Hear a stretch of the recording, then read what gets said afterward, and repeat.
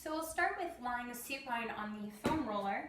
You can scooch it underneath the back of your pelvis, and then make sure that your head also lands on the foam roller as well. If you have a ponytail like I do, or if it's just more comfortable to do it this way, you can always give yourself a blanket for a little pillow.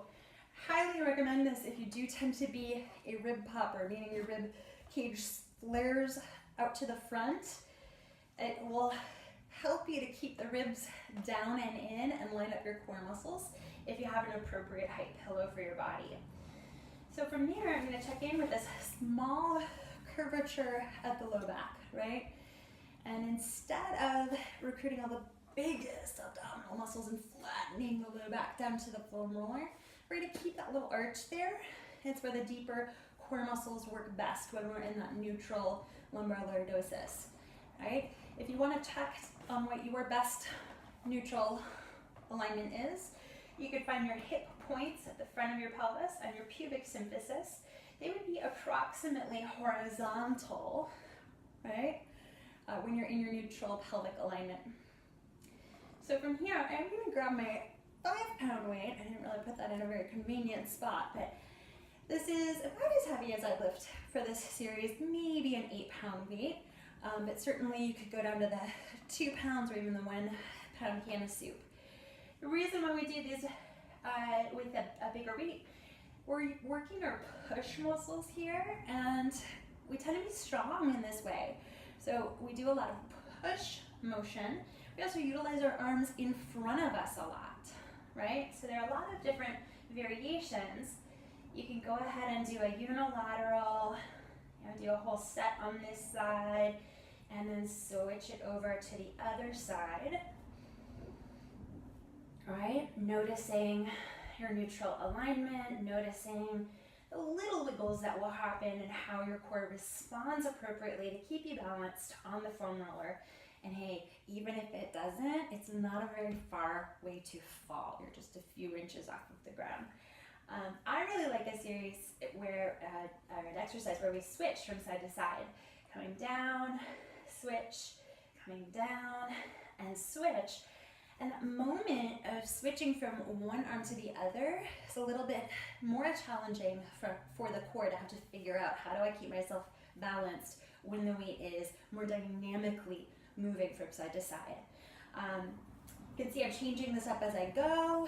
We can take the arm a little bit wider out to the side, a little bit in the elbow still. This would be akin to a pec fly. Again, real easy to switch this from side to side, right? And putting that all together, we have lumbar multifidi working at the back body, a little bit of pelvic floor engagement, the bottom of the core, transverse abdominals, and certainly some obliques working here to support a neutral spine position.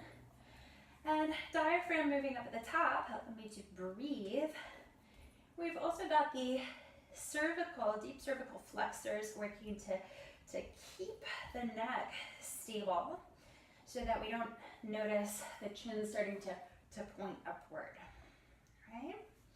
So that would be the upper body series for pecs or chest, right? We could also focus on a little bit more for the triceps by doing something called skull crushers. It's one of those goofy names that helps you to remember what the exercise is. You're lowering the weight pretty darn close to your own head. So rather than actually crushing your skull, you want the weight to go right beside your ear, and you may notice my other hand, I pull it up and help to stabilize the humerus about to vertical. Otherwise, people will tend to let that arm move quite a bit. So even just a finger or two here helps me to stay more aware of what my upper arm bone is doing.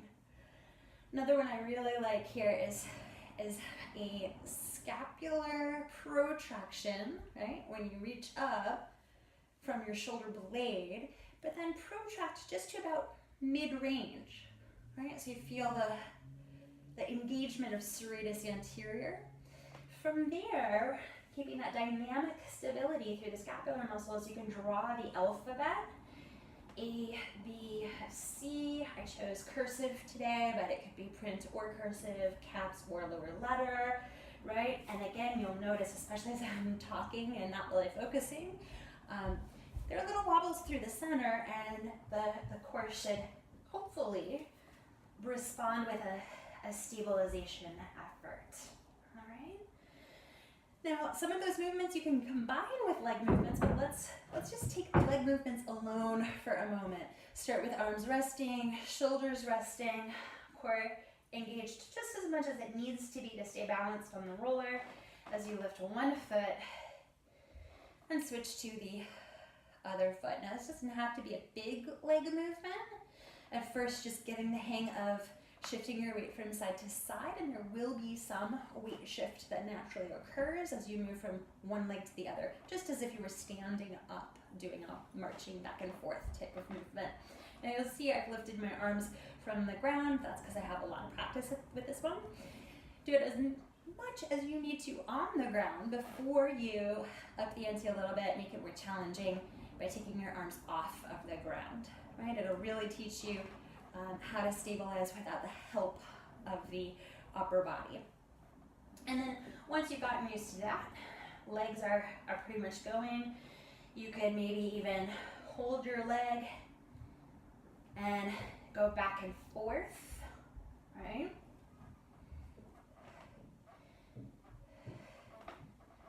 Takes a lot of focus to do these, right? We could even pick the weight back up and match the lower body with the upper body.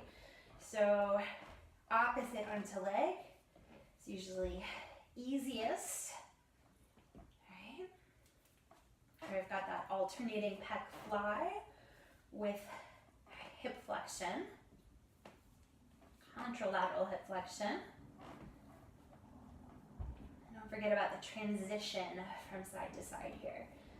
Now, not a lot of big muscles are working here. More stabilization happening, so it might take a little while before you get tired with these. That fatigue might not feel like a muscle burn, like, oh my gosh, I'm working so hard. You might just notice that you become more wobbly, right? And when you become more wobbly, it means those deep core stabilizers have probably fatigued a little bit, so take breaks as needed. I'll show one last sequence here. We'll combine the bend and stretch or tricep press, right, with that sustained bend and stretch through the lower extremity. This is one of my favorite series here, supine on the foam roller, because it just feels really nice to be on the foam roller. Helps me to work on stabilization in a way that isn't aggravating. Right? My neck feels really supported here, as does pelvis, shoulders, ribs. Right? But no matter how many times I do this, it does continue to be challenging. So a good one for practicing stabilization as it would need to work for a balance activity.